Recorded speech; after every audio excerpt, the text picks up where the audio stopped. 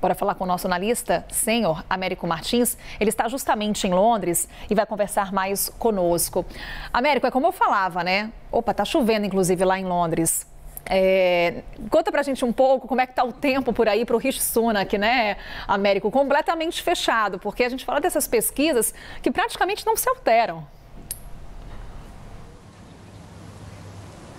Exatamente, Carol. O tempo, como você pode ver, tipicamente londrino, nesse início de verão aqui no Hemisfério Norte, apenas 16 graus, chovendo essa chuvinha e a gente aqui na frente do Big Ben e do Parlamento para comentar as eleições que vão acontecer na quinta-feira aqui no Reino Unido. Carol, como você disse, todas as pesquisas de opinião continuam mostrando uma liderança muito forte, muito grande do Partido Trabalhista. O Partido Trabalhista está na oposição há 14 anos, é um partido de centro-esquerda e é liderado pelo Sir Keir Starmer, que era um ex-procurador-geral aqui do Reino Unido, virou cavalheiro da Ordem do Império Britânico, por isso esse título, Sir, um título muito pouco comum para líderes do Partido Trabalhista, porque eles são muito mais identificados com a classe trabalhadora do que com as elites aqui no Reino Unido. Agora, existe uma fadiga muito grande com as políticas que o governo conservador implementou nos últimos 14 anos aqui no Reino Unido, Carol. Inclusive, uma instabilidade política muito grande. Nós tivemos 5 primeiros ministros diferentes nesse intervalo de 14 anos, 2 dos quais sequer foram eleitos, sequer enfrentaram uma eleição geral por conta das regras do parlamentarismo aqui na Grã-Bretanha. Um deles é o próprio Rishi Sunak, que chegou ao poder porque houve uma reviravolta dentro do Partido Conservador, quando a Liz Truss foi uma primeira-ministra que ficou apenas 45 dias no cargo, e ela foi derrubada pelo próprio partido, porque fez um governo calamitoso em apenas 45 dias, e o Rishi Sunak assumiu a direção, a liderança do Partido Conservador, e assim também assumiu o cargo de primeiro-ministro. Ele resolveu convocar eleições agora para o verão, ele poderia ter convocado até o final do ano, e é muito possível mesmo, Carol, que o Partido Conservador sofra a maior derrota nas urnas nos seus quase 200 anos de história. É o segundo partido político mais antigo do mundo e dessa vez está indo muito mal nas pesquisas, Carol. Na prática, o que mudaria essa mudança aí no Reino Unido, hein, Américo? Não mudaria alguns aspectos, Carol, porque aqui existe muito uma identificação de política de Estado. Então, quando a gente vai falar, por exemplo, das relações internacionais do Reino Unido, não devemos ter grandes mudanças. O Reino Unido vai continuar apoiando a Ucrânia, vai continuar treinando militares ucranianos, vai continuar enviando recursos financeiros, inclusive, para a Ucrânia. Vai continuar havendo China e Rússia, por exemplo, como adversários fundamentais aí na arena internacional. Ontem eu estive com o que vai ser o futuro ministro das Relações Exteriores do governo trabalhista, David Lammy, e conversei com ele sobre que intenções ele tem, por exemplo, com a América Latina e o Brasil. Ele identificou o Brasil como um país muito importante, obviamente, do chamado Sul Global. Ele quer melhorar as relações com o Sul Global e ele também vê uma oportunidade de muita integração, por exemplo, na área de mudanças climáticas, de preservação do meio ambiente. Agora, as principais mudanças, Carol,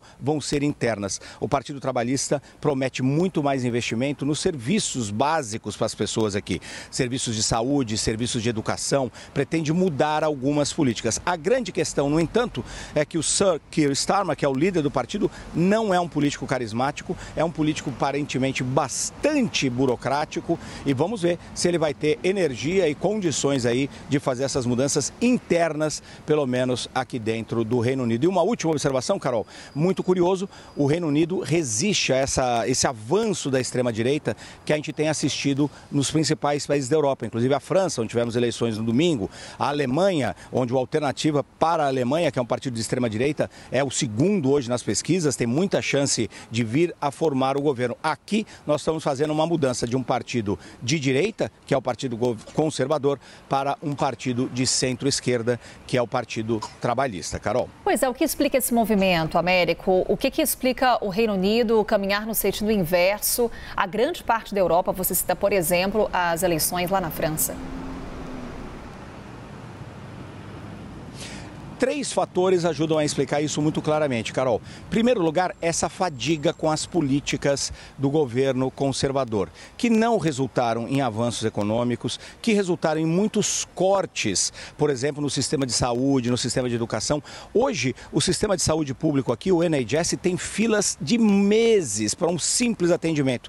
E o NHS é uma das joias do país, é muito reverenciado, muito respeitado pela população. Mas os conservadores chegaram ao poder cortando custos com essa ideia da disciplina fiscal, que é, obviamente, muito importante para qualquer governo, mas eles talvez exageraram. Os serviços públicos estão hoje muito deficientes no Reino Unido. Um país rico não deveria enfrentar esse tipo de problema. Então, esse é o primeiro ponto. Fadiga com os conservadores e com a política econômica dos conservadores. O segundo é a própria instabilidade política. Esse fato de que no Reino Unido nós tivemos 5 primeiros-ministros em 14 anos. Isso não é comum por aqui. Este é um país que é conhecido pela sua estabilidade política, por governos e partidos que ficam longo tempo no governo, mas sem mudar tanto de primeiros ministros. E o terceiro aspecto é a ressaca do Brexit, Carol, aquele movimento de saída da União Europeia. Hoje, a maior parte do país se arrepende de ter saído da União Europeia. E esse referendo, essa saída do bloco europeu, só aconteceu por conta das divisões internas do Partido Conservador. Foram os conservadores que impuseram esse referendo, não existia nenhuma medida legal que exigisse aquilo. Eles acabaram fazendo, inclusive, uma campanha cheia de fake news. O país decidiu sair da União Europeia e hoje se lamenta muito com isso. Não que os trabalhistas vão voltar para a União Europeia, não prometem isso, não querem reviver as dores e o radicalismo que aconteceu durante o Brexit. Mas esse também é um dos efeitos, dos 3 efeitos que levam a essa onda mais de centro-esquerda aqui no Reino Unido, ao contrário do que acontece na Europa. Carol. Obrigada, Américo Martins, por essa conversa, trazendo para a gente o cenário das eleições lá no Reino Unido. Até parou de chover. Américo, daqui a pouquinho a gente conversa mais.